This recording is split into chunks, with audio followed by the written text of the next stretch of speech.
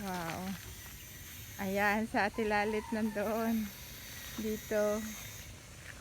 Ito yung tinabunan pero kulang pa yung tabon niya.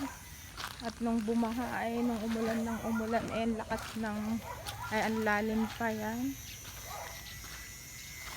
Ito. Ayan yung buko. Oh. Wow! Buko! Ayan yung buko.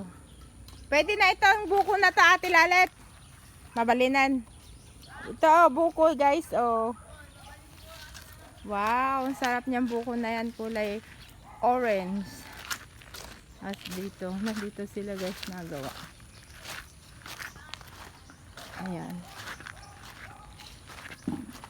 Ito yung mga rambutan at kakaunti na ang laman niya at mga natumba noong bumagyo ng pipito.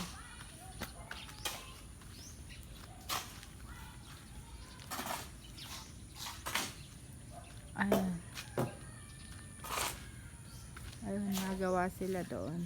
Sila Jumel.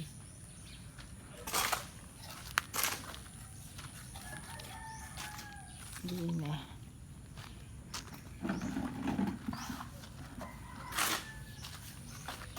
Papalitada ng poste.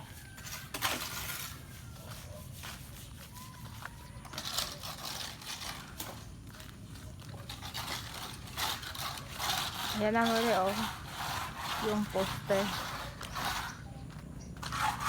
Ayan, okay na siya.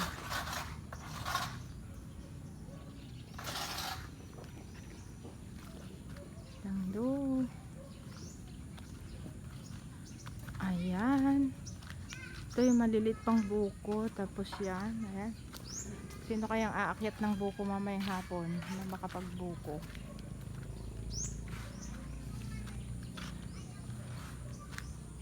Ayan. Pero nung umulan ng malakas, sunod-sunod na umulan ng lalakas ay nababaha pa rin dito.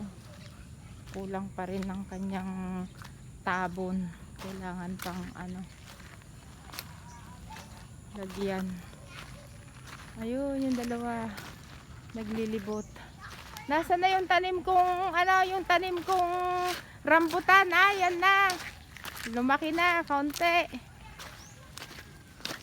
Ayan, si rambutan. Ito guys, yung tanim ko nung 2 years ago, year 2023. Ito yung aking pinagkainan na buto. Ayan, malaki na.